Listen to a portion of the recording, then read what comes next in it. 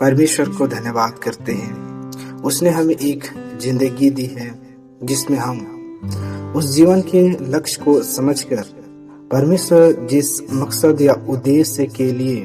हम इस धरती पर भेजा या हम इस संसार में जन्म प्राप्त करते हैं, परमेश्वर इसके पीछे एक लक्ष्य रखता है। हम अपने जीवन में परमेश्वर के उस लक्ष्य को पूरा करके परमेश्वर के राज में फिर से लौट जाने का परमेश्वर ने हमारे लिए एक बड़ी और लंबी योजना बनाई है।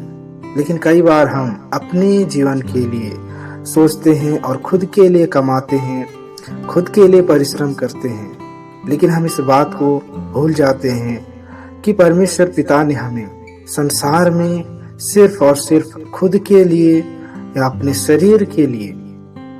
कमाने और खुद के लिए सिर्फ उसने हमें नहीं भेजा, लेकिन परमेश्वर ने हमें संसार में भेजा है और उसके पीछे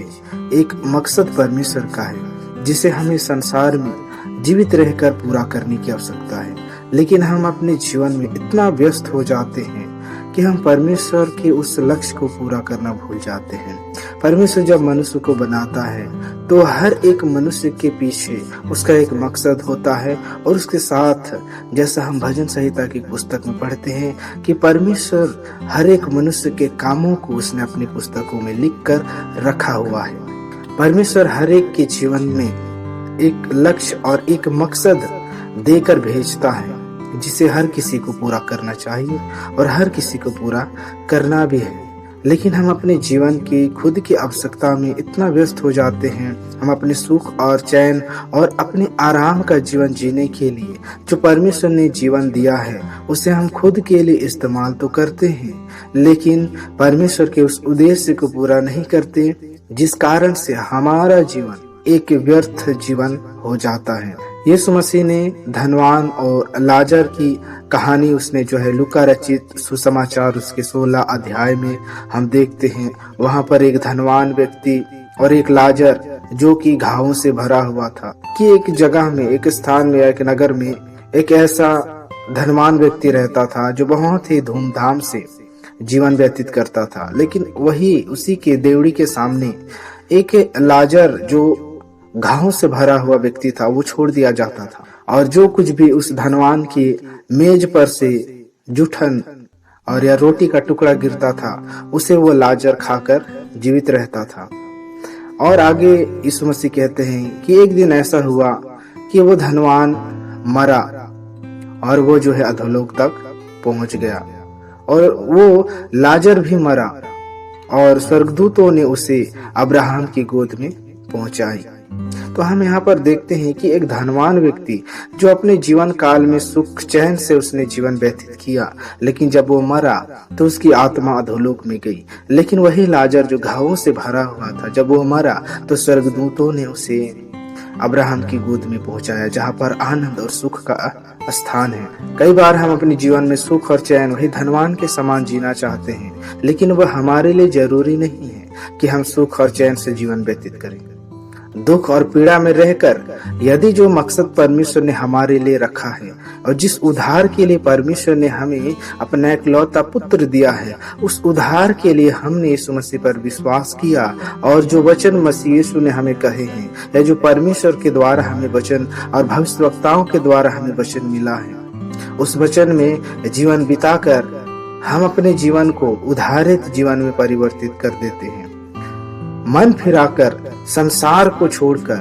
परमेश्वर की योग्य हम जीवन व्यतीत करते हैं। निश्चय रूप से जो मकसद प्रभु ने हमारे लिए दिया है उस मकसद को हम पूरा कर लेते हैं तो हमारा जीवन सफल हो जाता है। और यदि हमने जीवन में सुख और चैन और परमेश्वर से बहुत से शारीरिक आशीषों को मांगा है और हम धनवान और बहुत ही आराम का जीवन व्यतीत कर रहे हैं, लेकिन प्रभु ने जिस उद्धार का मकसद यीशु मसीह को भेजकर हमारे जीवन में दिया है उसे हमने पूरा नहीं किया, तो हमारा जीवन जो संसार में है वो व्यर्थ हो जाएगा। भले ही हम धनवान के समान जीवन बिताएं, सुख और विलास के साथ जीवन बिताएं, यदि मरने के बाद अधोलोक में हमारी आत्मा जा पड़ता है तो हमारे जीवन से हमें क्या लाभ मिला। हमारे शरीर को हम मोटा ताजा और जो है अच्छा पालन पोषण देकर हम उसे भरपूरी कर देते हैं,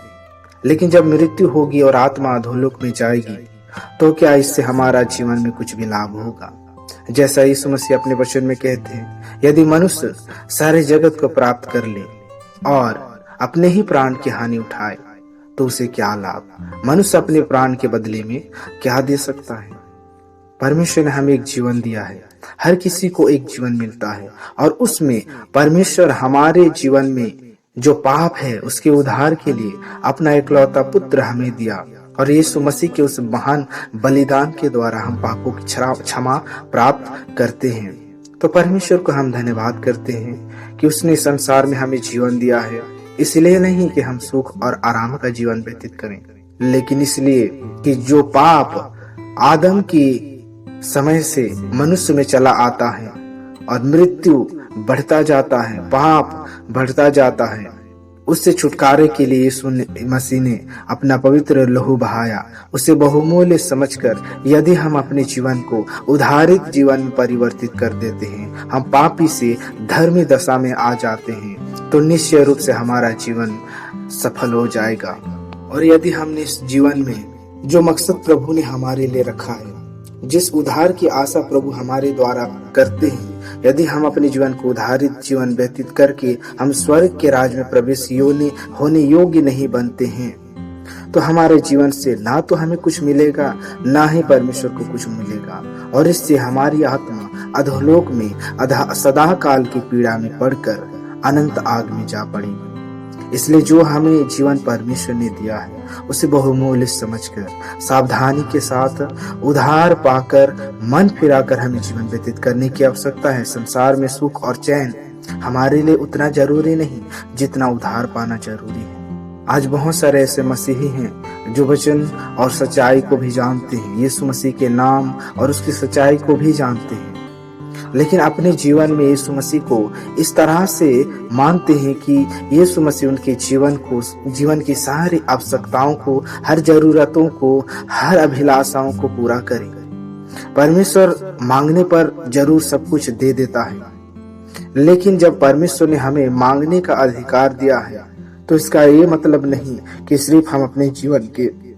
सुखों को हम मांगे, जीवन की आराम और शांति को मांगे। परमेश्वर से हमें उन वस्तुओं को भी मांगना चाहिए जिससे हम उद्धार पा सके, जिससे हम एक सिद्ध व्यक्ति बन सके और परमेश्वर के राज में प्रवेश कर सके। प्रभु ने जो जीवन दिया है उसे हमें व्यर्थ नहीं गंवाना, क्योंकि जीवन एक ही है और वो जीवन एक ही बार मिला है, दोबारा हमें ऐसा उद्धार का अवसर नहीं मिलेगा। इसलिए जो अवसर प्रभु ने हमें दिया है उसे बहुमूल्य समझकर हमें प्रभु के साथ जीवन बिताने की आवश्यकता है। इसीलिए हमें ध्यान से समझने की आवश्यकता है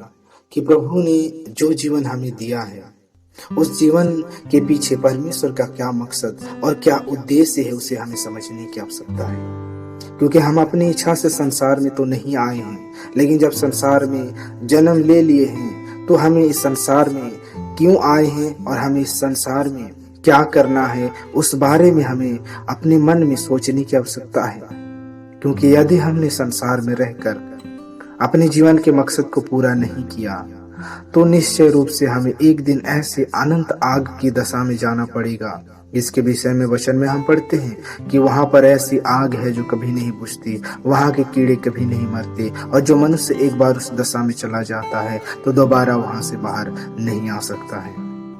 परमेश्वर दयालु और अनुग्रहकारी भी है, लेकिन परमेश्वर मनुष्य को तब तक अनुग्रह करता है जब तक वो संसार में जीवित और जिंदा है। मृत्यु के बाद परमेश्वर का अनुग्रह मनुष्य के लिए कोई काम का नहीं होता है। इसलिए जब तक हम जीवित हैं तब तक ही हम पापों से मन फिरा के सांसारिक हर बातों को, संसार की अभिलाषा, शरीर की अभिलाषाओं को छोड़कर हम परमेश्वर के ओर अपना मन फिरा के पवित्रता और धार्मिकता का जीवन जीकर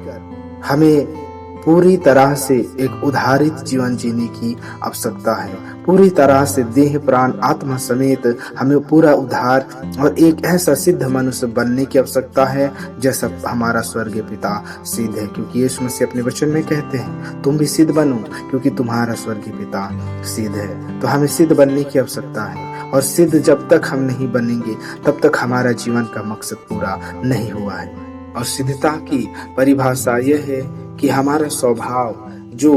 बाप दादू से चली आती है, जो निकम्मा है, उससे छुटकारा पाकर हमारा स्वभाव जब यीशु मसीह के समान हो जाएगा तो ही हम एक सिद्ध मनुष्य बन सकते हैं। संसार में कोई भी सिद्ध अब तक नहीं है, मात्र और मात्र प्रभु यीशु मसीह हैं जिसने पूरी सिद्धता के साथ जीवन बिताया है। और वही व्यक्ति जिसका स्वभाव प्रभु यीशु मसीह का जैसा है, वही व्यक्ति सिद्ध होगा और उसका जीवन सफल होगा। इसलिए इस जीवन में हम यीशु मसीह की तरह बनने के लिए पूरे प्रयास करें, और जब हम यीशु मसीह के समान बन जाएंगे तो हम सिद्ध बनेंगे और हमारा जीवन का जो उद्देश्य परमेश्वर ने रखा है वो पूरा होगा और हमारा जीवन सफल होगा। प्रभु आशीष करे।